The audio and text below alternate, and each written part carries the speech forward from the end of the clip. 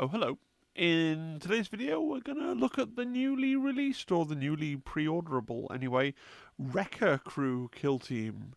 So this is on pre-order today. The sort of rules are out there on the internet, and I've harvested the best images I could find. Apologies for the quality, but I wanted to throw my thoughts and my analysis into the menu. So here we go. Or should that be here we go? So, the Wrecka Krew kill team. They have the security and seek and destroy archetypes. I think more often than not you're going to go for security because seek and destroy seems a bit difficult. It's an 8 model team, but secretly it's a 6 model team. You have 6 orcs and 2 squigs. The bomb squigs are identical to the commando's bomb squigs. You run them forwards and then they probably die. You have to take a Wrecka Krew boss knob. Now, he has 2 options. You can either go for a rocket pistol and a smash hammer, or 2 rocket pistols and a chopper. I really struggle, actually, to tell you which way to build him. Both those loadouts have something to really commend themselves as being the best loadout, and I would love when we get to him, listen to my thoughts and give me your thoughts in the comments. It might be a job for magnetizing, or more likely, I think this is probably a 2-box kill team if you decide to go all in on them. Then you got to take your 2 bomb squigs, you got those, and you got 5 Wrecka Krew operatives. So maximum lazy, there's 5 bullet points, so you just take 1 of each thing. I don't know if that's always the right choice. So you've got just to sort this out, you've got the Demolisha, right, and the Krusha, who are 2 melee specialists. Then you've got the Rokkiteer, who is a ranged specialist. Now, with the Rokkiteer, he has the option for a pulsar rocket or a rocket rack. They both do have things again to commend themselves. We'll talk about him more when we get to his data slate. Then you're left with the Breaker Boy Fighter and the Tank Buster Gunner.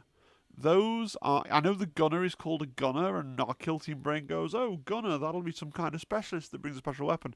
No, the Fighter and the Gunner are basically your warrior options. So these are the ones that you can spam. The Fighter is your melee warrior, effectively, and the Tank Buster Gunner is your ranged warrior. Now, he has 2 options as well, the heavy rocket launcher and the rocket launcher. In this case, I think you always go for the rocket launcher. You can tell this is a 40k unit that's been put into kill team with the basic troops having these 2 weapon options, which I'm sure is a meaningful thing in 40k. It's a weird one. Yeah. That's good. Now, I think you might want to take them all for a balanced list. I think there's definitely something to be said for dropping the Rokkiteer and potentially the Gunner. Well, definitely the Gunner and potentially the Rokkiteer as well. And running 3 fighters. Especially if you're playing on Vulcus. Now, it's a curious thing because not everybody plays on Killzone Vulcus. Some people are still playing on Killzone Octarius. Some people are playing a lot of Beta Decima. Some people are playing Into the Dark. So your tables and your local meta is going to affect a lot of what seems worthwhile to you in terms of the mix between melee and shooting. But I definitely think for those of us who have been playing a lot on Vulcus, it's quite hard to get a shot. So, whereas their melee is really good, so just bear that in mind as we go through.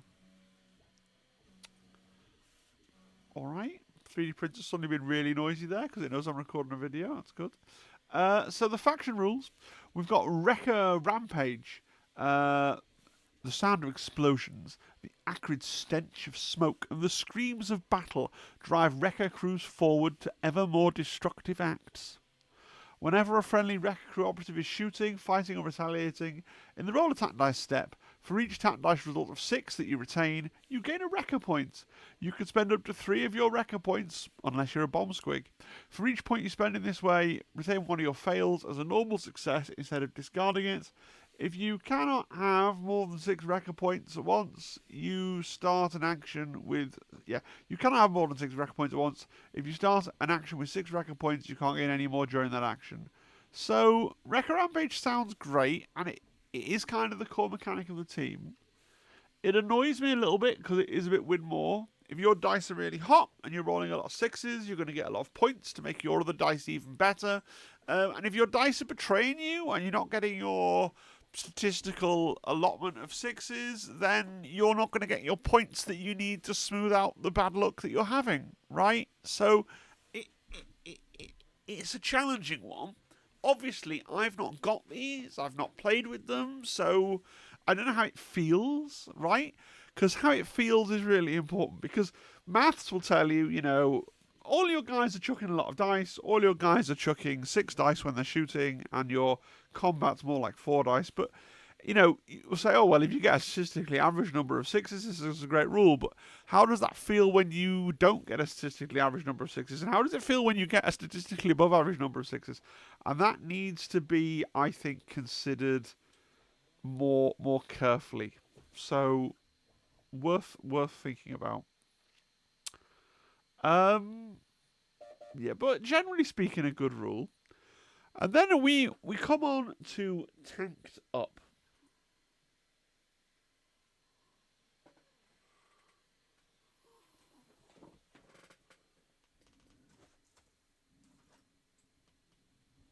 Oh dear. I'm not editing that out. I don't love you enough. That was just my 3D printer being weird. So then we come on to tanked up. Wrecka crews are empowered by the thrill of explosive combat, lending them fresh impetus as they undertake their murderous rampages. Whenever a friendly Wrecka crew operative, excluding the bomb squig, that has an engage order, performs the fight or shoot action, excluding guard, add 1 to its APL stat until the start of its next activation. So, this is fantastic, but, okay, you're not Space Marines, so you can't shoot twice, and you can't fight twice. And your fighty orcs don't have, with the exception of your knob, the knob's golden, but your fighty orcs otherwise don't have guns, and your shooty orcs have fists. So it can be a struggle to always know what you're doing with that third APL. Like, you charge, you fight, and then you... Hopefully you're fighting on an objective, and then you can do some kind of objective marker-based action with your third action point, right? And if you're playing on Into the Dark, I guess there's doors to be opened, right? You can open a door and then shoot through it, and then move somewhere, stuff like that. So it's not an awful rule, but just remember that you're not Space Marines, and not only are you not Space Marines, you're not guys that necessarily can both fight and shoot. So bear that in mind. Right, now we look at the strategy ploys. So, we've got Wah! When the Wrecka crew's violent rampage reaches its crescendo, a rage overcomes them. They bellow the infamous orc battle cry as they set out upon their enemies with hammer and fist. Friendly Wrecka crew operatives' melee weapons have balanced. This is everything I hoped this team would be. Look how many of these ploys are like one sentence and it just does a thing, and the thing is good, and it's not a whole thing where you've got to care about, will it work and what situation. No, all your guys have balanced in melee. That's pretty cool because generally speaking they're hitting on 4s, so the free reroll is pretty great. You're going to play this in turn 2 and turn 3 and turn 4, most likely, right? Play it in turn 1, why not, right? We've got some equipment that's going to make it free, so we may as well just always have it on, nail it on. All you guys have balanced all the time forever. Amazing. Destruction. If an enemy takes cover, this just provides the Wrecka crews with the opportunity to blow more stuff up. Friendly Wrecka crew operatives' ranged weapons have the saturate special rule. So, it's pretty good. I am leaning towards the view, if you take the balance list, so you take 1 of everything, you're going to have 3 ranged weapons, right? Your boss, your Rokkiteer, and a gunner, right? Whereas you're going to have, melee guys, you're going to have the boss again, right? You're going to have the rocket hammer guy, the punching guy, and the basic warrior trooper. So with the standard balance list, you're already more of a combat team than a shooting team. And I quite like the idea of skewing away. I could happily run this and only have 1 gun on the knob. So... And saturate isn't as straightforwardly awesome as balanced is, right? Because you're not always shooting someone, often shooting someone in cover, not always, but it's there, and it's a good ploy. You just might not be using it as often. Amped up. Orcs thrive in the chaos and I can pronounce this word usually. Cacophony, that's the one, of battle.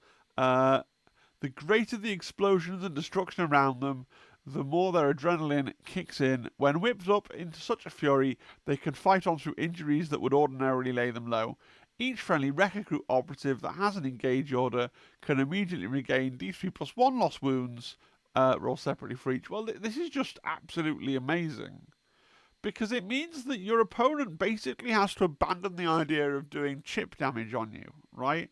I shot you and I did 3. Great. Like, that's got a decent chance of just going away again next turn. So, yeah. Really, really good. You're going to play it in turn 3 and turn 4. You're probably not going to play it in turn 2 unless somebody gets a shot on you and you have engaged guys, right?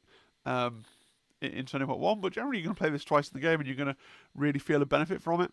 And then we got Tough Gits. Wrecka Crews don't have time for mucking about. They'll gladly take a hit if it means they get to land a few of their own. Whenever an operative is shooting a friendly Wrecka Crew operative that has an engage order, you can reroll one of your defense dice. This is great because it's encouraging you to just play really lazily and awkwardly and just shout, "Here we go," and move your orcs into the middle of the table and be like, well, yeah, they're engaged, they're going to reroll dice, yeah, whatever, you can shoot them, and now I'm punching you in the face. It might not work out, right, but it's funny and cool, and I think you're going to use that turning point 2, 3, and 4 as well, if given the chance. So, I like these, really good. I think Destruction is the only one that's a little bit more like, oh, do I really need to spend the CP here when I've got all this other great stuff? Nothing I really want to use turning point 1, right, for that ploy when you get a free strat ploy, because I'm not...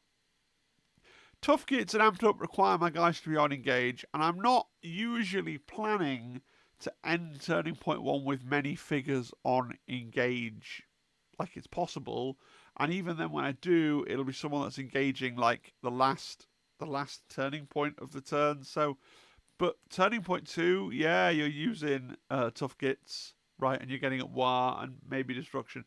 Turning point 3, you're going to use Tough Gits and War and Amped Up, right? So, really powerful, but not toward the very start of the game.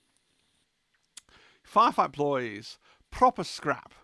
Orcs like nothing better than a good scrap. With fist or hammer, they seek to demonstrate that might is indeed right.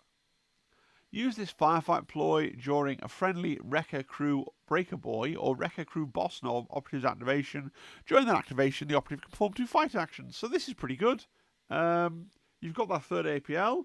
I did say it was sometimes problematic to use your third APL, so at least one of your models every turn can use it to fight twice. Now, fight twice is not always the... You're not always getting the most utility out of fight twice, because often you're going to charge, you're going to fight, and hopefully you're going to kill, and then you don't need to fight twice. Or you're going to charge, you're going to fight, and then you're going to look at it and go, do I want to fight the second time? I've taken some wounds. Which way is the combat going to go? But it's a really good thing to have. Demolition Job, which is lamentably wordy, right? It's spoiling my theming here of having all of the orc ploys be really simple like orcs. Demolition Job. Should a prime target present itself, the Wrecka Crew will unleash their combined destructive might, demolishing anything in the vicinity. So, we use this Firefight ploy after a friendly Wrecka Crew operative performs fight or shoot. Just before incapacitated operatives are removed, if any, place one of your demolition markers within the target's control range. If it's using a blast weapon, the primary target, whenever a friendly Wrecka Crew operative, excluding the bomb Squig, is shooting against, fighting against, or retaliating against an operative that's within 3 of the marker, you can spend a Wrecka point for free if you have none, even if you have none. In the ready step of the next strategy phase, the marker goes away. It's pretty good. You'd want to try and get it down in the middle of the board ASAP, I suppose. How many like free things do you have to get out of it in your turning point to make it worth the CP? I'm not sure. Like, is it a bit weak compared to the other things that we've got? Potentially. Just a Scratch. So if you've played Kill Team for a while, you know what Just a Scratch is. It's the same as the Commandos have. Orcs have a remarkable ability to shrug off grievous damage that would incapacitate most other creatures. Use this firefight ploy when an attack dice inflicts normal damage on a friendly Wrecka Krew operative, excluding the bomb squig. Ignore that inflicted damage, so you're always going to hold a CP back, so you can use this just to scratch firefight ploy. And finally, we've got Kaboom! The more intense the Dakka and the louder the boom of explosions, the more satisfying the carnage. So use this firefight ploy when a friendly Wrecka operative performs a shoot action, and a weapon with blast weapon rule is selected, and almost all, if not all of your guns have blast, right? Until the end of the action, add 1 to the weapon's blast, and it has the severe weapon rule when shooting the primary target. You can't use this ploy and drill rockets at the same time. We'll get to that. Note, severe doesn't generate a Wrecka point as it's not a 6, so it's worth bearing in mind there, as this tells us that Wrecka points require a natural 6. So anything that you think might help you get a Wrecka point doesn't. Rending doesn't help you get a Wrecka point. Lethal Vibe Up doesn't help you get a Wrecka point. It's not crits, it's natural 6s. Okay, Kaboom is, again, if you're fighting, like, this is skewed to my brain by the fact that the meta at the moment is Space Marines. If you're fighting into a horde, then you've taken a fair few shooty orcs because all your weapons have blast, and this becomes absurd. Yeah, so it's one of those things where I really think this is a 2-box team, and you really want to be going like, I'm playing into Space Marines. I'm probably mainly going to go for my hard-hitting, like, single-target combat guys. And then you go, I'm playing into, like, a big horde team, like Vet Guard or something. Maybe I want to invest more in shooting and the shooting stuff. So as I'm going through and I'm saying, well, shooting things, it's not that great. Let's bear in mind, my view is being coloured by the current meta, right? In the year of our Lord 2024, on the 7th of December, where Marines are the dominating force. But if you're watching this after hopefully there's been a balanced Ada slate, and the new thing at the top of the meta is Felgor, right? You might quite like the idea of blamming blast weapons into the little funnels where there are hordes of angry goats charging at you like lunatics, you know? So it's pretty good ploy, isn't it? Let's get into the data cards. Here comes the Boss Knob. APL 2, move 6, a saver for 14 wounds. Now, worth saying, he gets 2 bonus wounds for being a knob. The normal number of wounds, as we'll see on all the other cards, is 12. Right? So, they don't all have 13 wounds. That would be absurd. So, the Boss Knob has some abilities. He has Wrecka Boss. Whenever the operative performs a fight or a shoot action, excluding guard, you gain a Wrecka point. So you always get a Wrecka point with the boss when you fight or shoot, which is great. Now, it's pretty hard for me to choose between the loadouts. So you choose in between. You can have your rocket pistol. You always have your rocket pistol, right? 6 dice hitting on 5s, 4-5, range 8, blast 1. Okay, you take that standard pistol, you get to pair it with the smash hammer in combat, which is 4 dice hitting on 3s, 5, 6, brutal, right? So if you take a worse melee weapon, so you lose a point of damage and brutal off on your melee weapon, right? You get to take a second rocket pistol, and what this allows you to do is fire it in 2 modes. It's focused mode, where you go from hitting on 5s to hitting on 4s, and you gain the ceaseless ability, so it makes you a lot more reliable, a lot more accurate. Or you gain the salvo version, which is the same as the standard one, but it has salvo, and that means that you can select 2 valid targets, shoot the weapon against both of the targets in an order of your choice, and then all remaining secondary targets are hit by the blast. So obviously, if you are going into a horde team, right, if you're going into a team of guys where they have 7 wounds, 8 wounds, and there's going to be quite a lot of them, and they're likely to stand close to each other, you're going to be very tempted by the salvo rocket pistols, because you potentially reach out and touch quite a lot of humans with those guns, which is great.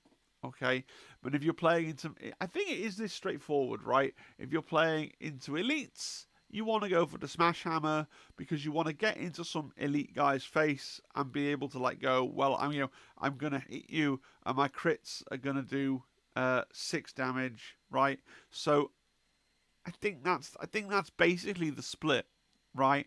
I don't value the twin pistols into an elite team, but I think into a more normal team, like a 10-man team and above, it could be really powerful. Which one do you take into Eldar?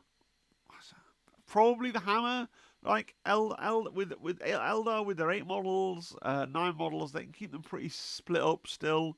You're still not really going to get that many in your 1-inch blasts, I wouldn't have thought, which is where this becomes really good. So the hammer, I think, for today's meta, like I said before, the hammer, but like the best answer is build both and then choose your team based on opponent's team and the terrain that you're on, right? Obviously, as well, all your stuff has blast, so into the dark it's lethal 5-up, and that should probably factor into your calculations as well, right? Like, bomb squigs. So, if you're familiar with the commando bomb squig, you're familiar with the bomb squig, right? I believe it's exactly the same. 2 APL, a 6-inch move, a 5-up save, and 5 wounds. Now, what these do is they go up to your opponents and explode. So let's understand how that works. So they have their explosives. It's 6 dice, hitting on 4s, 4-5, a 1-inch blast, limited 1, and explosive. So, explosive. The operative can perform the shoot action with this weapon while within control range of an enemy operative. Do not select a valid target. Instead, this operative is always the primary target and cannot be in cover or obscured. Right? So you charge, and then you explode. That's the game plan. And when you explode, you're going to, first of all, hit yourself, right? You're going to roll 6 dice.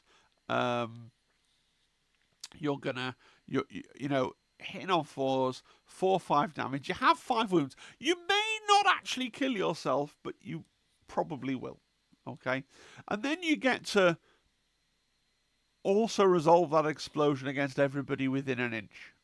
Okay, so the person that you've charged, and if there's one other person there within an inch, that's cool too.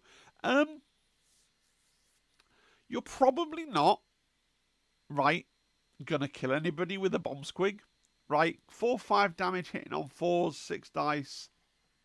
You might get a kill, but it's not like a dead cert. But what makes these good is that they're going to be how you start off earning your Wrecka points, okay? Because you're going to be throwing lots of dice. You're going to be throwing at least 12 dice. There's no reason you can't gain Wrecka points from rolling natural 6s on yourself, right? You're still going to gain the Wrecka point and put it on the pile. So you're going to get to throw 12 dice, so you hopefully get at least 2 6s. Statistics. You might get 12 6s, you might get no 6s. It is a dice game, and that's the thing at the centre of this team that's like I'm not that sure about, okay? Now, he's got loads of other rules. Stupid. During the firefight phase, whenever you determine the operative's order, you can't select conceal. The operative can't perform any actions other than charge, dash, fight, reposition and shoot, or use new weapons not on his data card. So just bear in mind, you do still get to deploy on conceal, because that's not a choice, you deploy on conceal. But as soon as you activate the operative, he flips to engage, and then he's stuck on engage for the rest of the game. That's how that works. Boom! Whenever the operative is incapacitated during a battle in which it hasn't used its explosives, roll d6. 1d6 or 2d6 if you wish. If any result is a 4 or more, the operative performs a free shoot action with its explosives before it's removed from the kill zone. So you get to choose whether you want it to blow up or not, right? Depending on whether you're next to all your dudes or not next to all your dudes. And then you've got a decent chance of getting to explode. So someone who charges him, right, not only can he fight back with his bite, but then you've got a good chance of exploding him afterwards. So people probably aren't going to charge your bomb squig. And then expendable, he's ignored for your opponent's kill elimination op, okay, when it's incapacitated and when determining a starting number of operatives. Also ignored for victory conditions that require operatives to escape or survive or be incapacitated. Yeah. So basically, you're a 6 model team for rules purposes, but you've got these 2 extra activations until you've killed them. Or, maybe they survive. But that's cool as a bomb squig. And the bite action's not nothing. 4/5. It means if somebody tries to charge you like with something else in the pet class, like the Pokemon class, like you're going to be able to take a Brood Brothers Psychic Familiar or a Rebel Grot or a little, you'll be able to take one of these little critters in combat, right? You're pretty tanky, pretty fighty. Sorry, pretty fighty and violent for your kind of weight class, as it were. Bear in mind though, you just have 5 wounds yourself, so anything that's actually a decent threat is going to kill you. Then we got the Demolisha, right? The Demolisha is it's probably not the best model on the team, but it's certainly the most fun. So the Demolisha has this tank hammer, okay? So on the face of it, right, roll 4 dice, hitting on 3s, 4/5 damage is not bad as a melee profile with bash. And reckless temperament, right, so normal damage of 4 or more inflicts 1 less damage on the operative. If he has an engage order, critical damage of 4 or more also inflicts 1 less damage on the operative. So he's not bad, right? Now his big rule is this. Tank hammer, detonate. 4 dice hitting on 3s, lethal 5 up, limited 1, detonate. No damage stat. Detonate. The first time this operative would inflict damage on an enemy operative with this weapon profile during the battle, separately inflict d6 plus 6 damage on that operative and each other operative within the enemy operative's control range if it's a normal success, or 2d6 plus 6 if it's a critical success. Then the action ends and you gain a Wrecka point, plus 1 for each operative that was incapacitated during the action. So this means a couple of things. All right. Generally speaking, you don't want to trade away one of your 6 actual orcs, right? If you trade him for a Space Marine, it's fine. If you're trading him for anything less than a Space Marine, like, you probably have lost that trade, right? So you don't just want to go and run at and explode the nearest thing, because who's won? If you run at and explode, and then the Imperial Navy Armsman goes, yes, that's fine by me. So obviously use it a little bit selectively, okay, as funny as it is. I even think into a Space Marine with their 14 wounds. Like, how often, even with a crit, 2d6 plus 6 might not do 14 wounds, right? It's going to do 13 on average, isn't it? But remember, you have that fights twice ability, so against something big and tanky like a Marine, you could charge, fight with the bash profile, hopefully not die, right? And then fight again, and then when you're fighting again and you're already on like only a few wounds, then you go, haha, now I detonate, right? So that's an option there. The other really funny interaction that you have with this guy is he's standing on the objective in the middle of the board, and someone charges him. Someone charges you with their Khorne Warrior of Doom with 8,000 flensing axes of insanity, getting all amped up on the fact that they can roll 5 million dice with re-rolls and inflict all this extra damage and whatnot. And then you're just like, okay, cool. So you explode. You defend with the detonate profile and explode at the first available opportunity. And if nothing else, this ends the action, right? Like, this ends the fight. So they're going to get to resolve 1 dice. Now, potentially, you only roll 1 hit, and then they parry a hit, and then they kill you. But you've got Wrecka points, remember? So hopefully that doesn't happen. Hopefully you manage to roll a crit. Right, you got lethal 5 up, it could happen. And then you get to go, cool, 2d6 plus 6 damage. Obviously hoping you roll high for them and low for you. It's it's a bit of a casino, right? But at the same time, it should put people off charging him, right?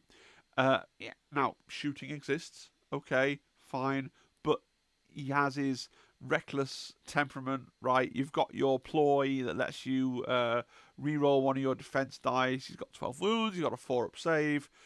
People don't, and he's going to heal when he's chip damaged from your ploys as well. So, like, if people don't want to charge him, and I'm aware, like, melter guns exist, plasma guns exist, and all these things, and that's fine, and that is an answer to him. He's not totally invulnerable, but it is kind of funny that you just kind of stand there and go, well, yeah, charge me, oh, well, explode us both, which amuses me. Then we got the Krusha. Krusha's a weird guy. So you got your Knuckle Busters, and they are better. Like, he's better than Generic Warrior anyway. Let me just see. So the Generic Warrior here is 4-3-5-6 Brutal, and this guy is 4-3-5-6 Brutal Shock, right? So he's slightly better just already because he has Shock, and Shock's not awful. And he has this armoured up rule, so whenever an enemy operative is shooting the operative, or this operative is fighting or retaliating, your opponent cannot retain attack dash results of less than 6 as a crit, with lethal or randing and things like that, so it's really good. So he is better than a basic warrior. I don't necessarily rate his smash ability, right? So the smash is, whenever you strike, you can move the enemy operative in a straight line increment of up to 1. If you do, it must finish this move further away from this operative and in a location it can be placed. Then move this operative in a straight line increment of up to 1, but it must move within that enemy operative's control range. If either is possible, you can't move them. So it's nice that you can like push them back through the course of the combat, pushing them off an objective or whatever else. That's cool, and it's a good ability.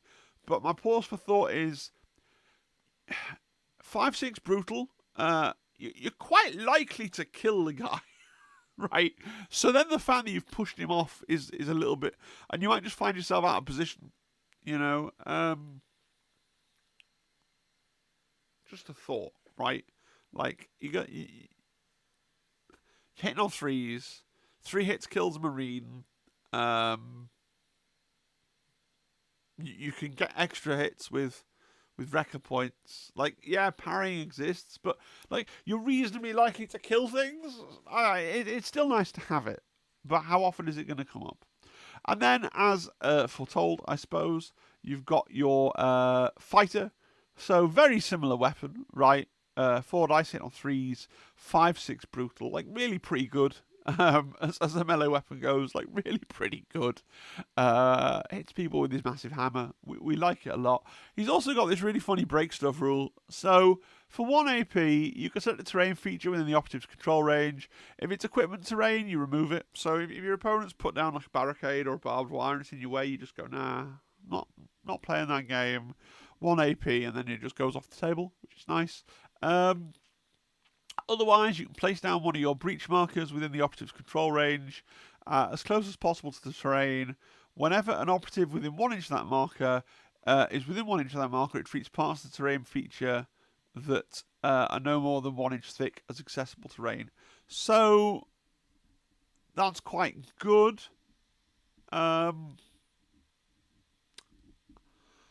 I feel like, rules as written, this creates one-way doors on the Gallowdark.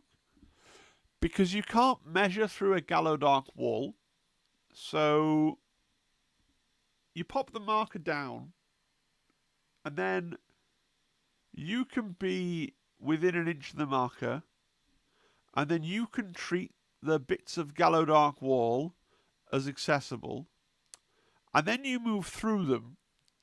But now you're on the other side of the Gallowdark wall from the marker, so you can't measure through the wall to be within 1 inch of the marker. Like, that makes no sense, like, from a Ludo narrative perspective. Like, it doesn't... My brain doesn't understand why that would happen. A hole is a hole is a hole. But my understanding of how the rules work is that he creates one-way doors on Gallowdark, which is odd. Yeah. But on other things like Into the Dark, not Into the Dark, Volcus or other open board terrain sets, it works. It's more straightforward. I like this because it gives you something to do on the first turn. I can see quite often you're gonna, quite often on Volcus you start like in base-to-base contact with a stronghold. Often not a side of the stronghold with a door, and you have to spend time climbing over the little wall. So you can just pop down, you do this, you move through, and then all your other orcs can move through, and you can stage in the stronghold. That's pretty nice. I like that. It's very difficult for him to actually use this himself, so he's not like the Commander Breacher Boy that can charge through the hole that he makes, right? So You pop this down for 1 AP, and then, yeah, you could charge, but then you can't fight. Because you don't get your third APL until you fight or shoot. So it's quite hard to do that. I could see potentially using this quite funny if you had him next to a solid wall, for example, and then someone was on the other side, and then you go, oh, 1 AP to break stuff, 2 AP to hatchway fight. Like, that could be quite fun. But even without the break, like, even if you can't find ways to use the break stuff rule, I think these are really good. Because it's 4 dice. It is only 4 dice. But hitting on 3s, 5, 6 brutal it's pretty good, right?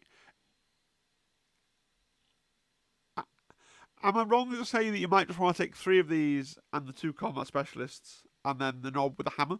Again, I've got my current meta head on, right? So I'm not valuing the rockets and blast anywhere near as highly as I could be valuing them if different teams were more likely to turn up, right?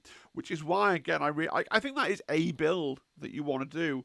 And so, again, I think that this is very much going to end up being a 2-box team where you want to look at the environment. And also, it's fair to say, if, as I've said before, and I keep saying it, if you're someone that shoots... if you're someone that's playing on Season 1 terrains, so you're playing on Octarius, or you play basically just Octarius, then you'll have more luck with like standing on vantage points and shooting people behind light terrain, that kind of thing. So you'll want more shooting guys. But I do really like the Breaker Boy fighter.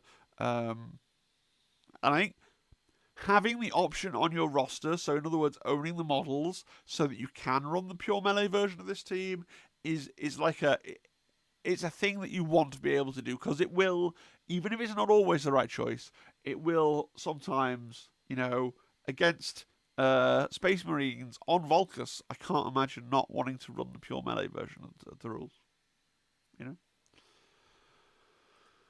The Rokkiteer. So the Rokkiteer's got loads of text, and it's very unorky in that way. So the Rokkiteer's got an option. First of all, he's got your standard rocket launcher. We'll look at it now. This is what the standard rocket boy can have. So the rocket launcher, 6 dice, hitting on 5, 4, 5, blast 1. It's a pretty good gun, right?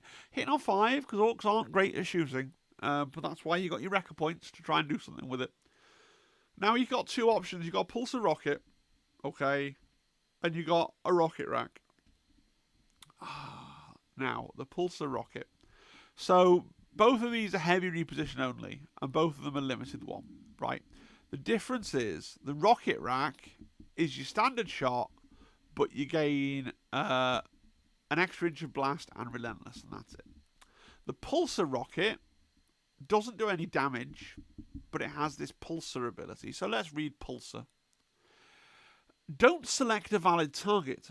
Instead, place your pulsar marker visible to this operative, or on vantage terrain of a terrain feature visible to this operative. The marker gains 1 pulsar point. Then roll a tac dice, right, you get a 6. It gains 1 additional pulsar point for each success to a maximum of 3 additional points. Separately inflict D3 damage on each operative wholly within X of the marker, where X is the number of pulsar points, then the action ends. But the rules continue. Shockwave. Whenever an operative is within X of your pulsar marker, see left, worsen the hit stat of weapons by 1 and subtract 2 from the move stat. This is cumulative with being injured. X is that marker's pulsar points. In the ready step of each strategy phase, subtract 1 from your pulsar marker's points. If a pulsar marker ever has 0 points, remove it. So this seems really handy, right? Because we played a lot of Volcus, and we know there's the vantage points on Volcus is a pain in the ass, and it can be really hard to kill people on those vantage points. And the tank buster can go, well, I can see that stronghold, so I can place my thing on its vantage point, right? Or on the double vantage point. And then you take D3 damage, and also your weapons are hitting on 1 less, and you've got 2 less move. Which, on the one hand, it feels really good because you're reaching out and touching something which might be legendarily hard to reach out and touch with anything else, right? And, if it's like a concealed sniper, it probably doesn't want to be hitting on 3s rather than 2s. Like, that's probably not something in its repertoire of things that it wants. And the minus to move is pretty interesting. It means it does mean if someone's on a vantage point and they're injured and you hit them with this, then they probably can't get off the vantage point and they have to just stand there because it's 2 to drop, which is pretty funny. Although why would they all be injured to begin with? I don't know. So it dishes out D3 damage, it salts the earth, it annoys your opponents, and you can force through 3 pulsar points with Wrecka points to make sure it stays there for the rest of the game. Right? Does it do enough? I don't know. Until I sit and play it and roll the dice, I don't know. Like, it's really seductive to be able to reach out and touch somebody who's on one of those stupid vantage points. You know, everyone's had the situation where you end up with like a psyker or a sniper up on the double vantage going, you know, unless you come all the way into this building and then charge all the way up, and it's really difficult for you to do that, you're just not gonna be able to hurt me. Sorry. Right, and so getting to interact with that kind of miniature is pretty cool. Is doing D3 and get like, if it's a model that's shooting like it's a sniper and taking it from 2 up to 3 up is meaningful potentially the rest of the game unless it gets off the vantage point is meaningful. If it's something like a sniper in a human team with 7 wounds and you manage to do the 3 damage, you're still not going to injure it, but like might be meaningful to that player anyway. Still, like, it's not nothing. I'm not going to be convinced it's always going to be something. Do you know? Is that mad? Like, your other option is the rocket rack, which is just making your gun a bit better in a straightforward way. Like, it's a bit more brain dead. And orcs maybe should be brain dead, right? So, I don't know. Obviously, if you're going to take any gunners at all, any shooting people, this should be your... Actually, that's not quite true, because the basic warrior does have a special rule. I want to say technically the plastic is different here. Like, it has like a little different gun that goes on the front, or a little thing that goes on his back. Just tell your opponent, like, which you've taken. And then they'll deal with it. Like, I don't think... Like, WYSIWYG can be important, but I don't think anyone's going to insist on WYSIWYG to that degree that they care that much about which gun your one... sorry, I dropped my mouse. Which gun your one, like, guy has. Anyway, we've moved on to... No, we've moved back to the fighter. We didn't want to do that. Gunner. So, this is your shooty gunner, man.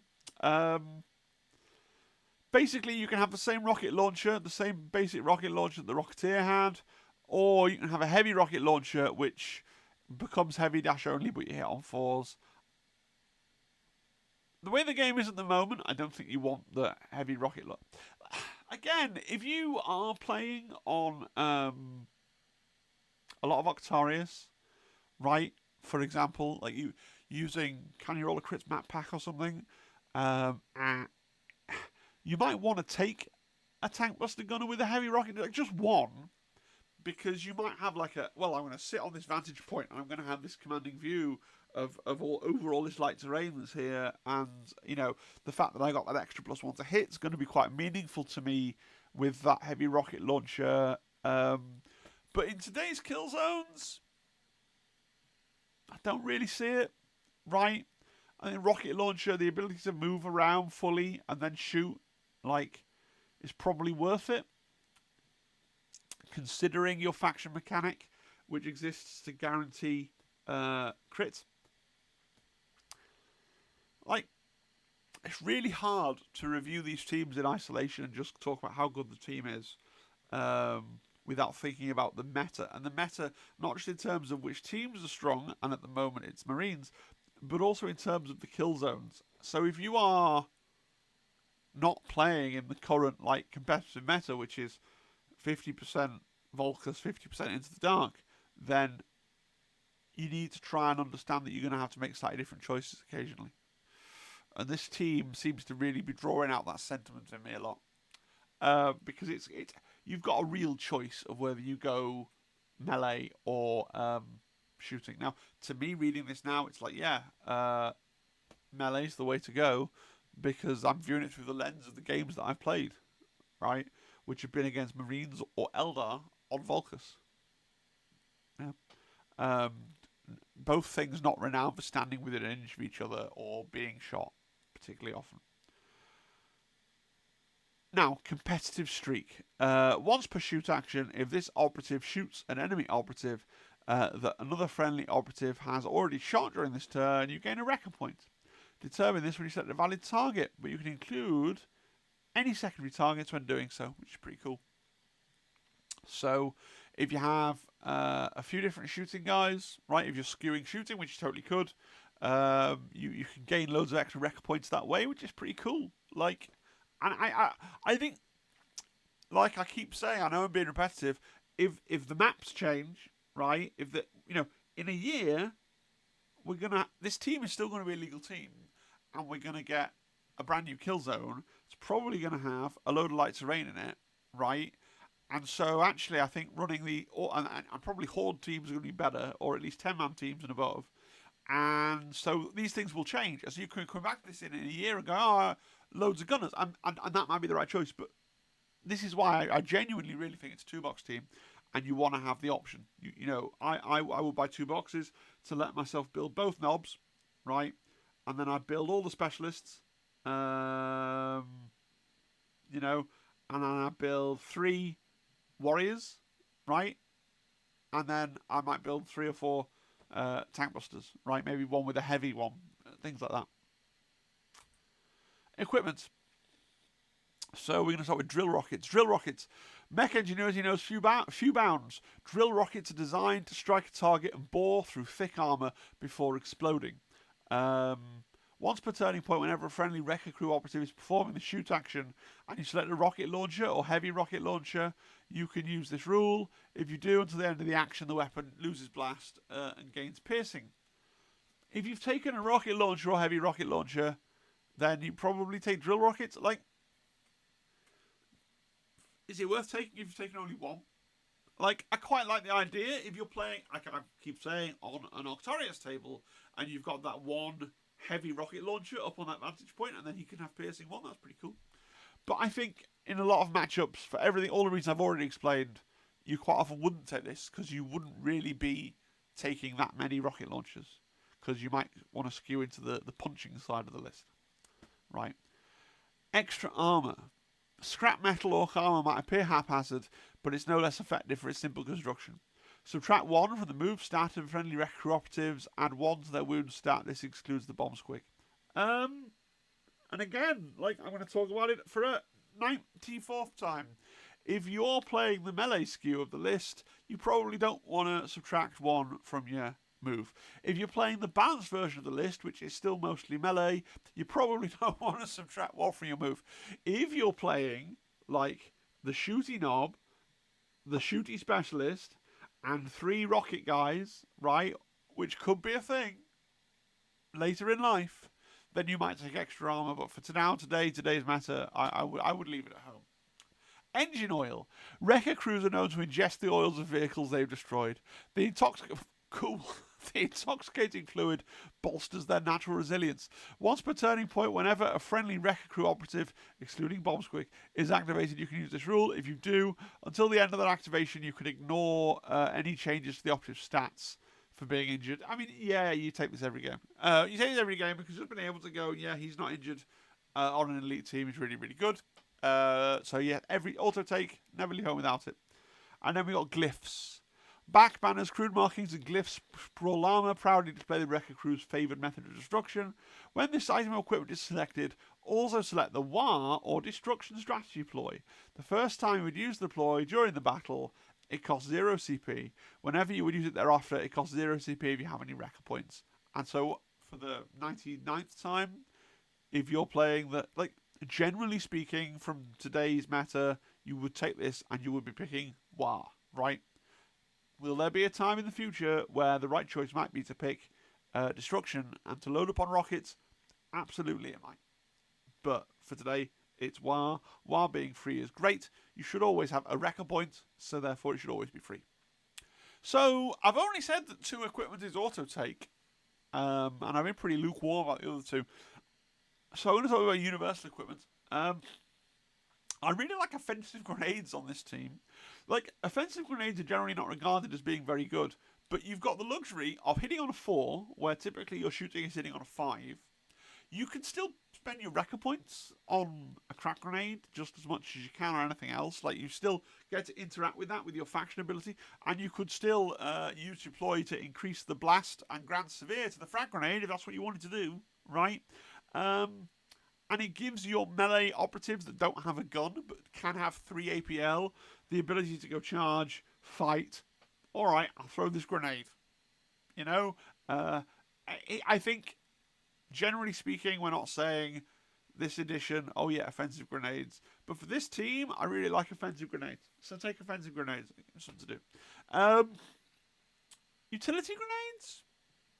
Like, again, on Volcus, finding that smoke grenades are pretty marginal utility because you can often be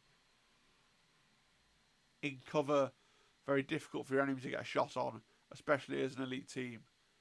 That said, are there times, like when you charge and you fight and you kill, right? And then you're stood there where you just killed a man and you're like, well, I'm going to be shot in righteous anger next turn. Maybe what you do is you go charge, fight, kill. Oh, I fought, so I gained a 3rd APL. Smoke grenade right at my feet again. So it's giving you stuff to do with that extra action point sometimes, right? Which is pretty cool. So I'm quite fond of the idea of going double grenades and then engine oil and glyphs as your 4 equipment.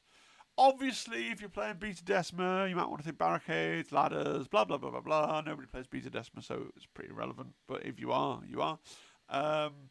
Generally speaking, on Volcus, I don't think you need barricades and ladders because you're an elite team, so you should be able to hide behind terrain deployment zone easily enough without needing barricades.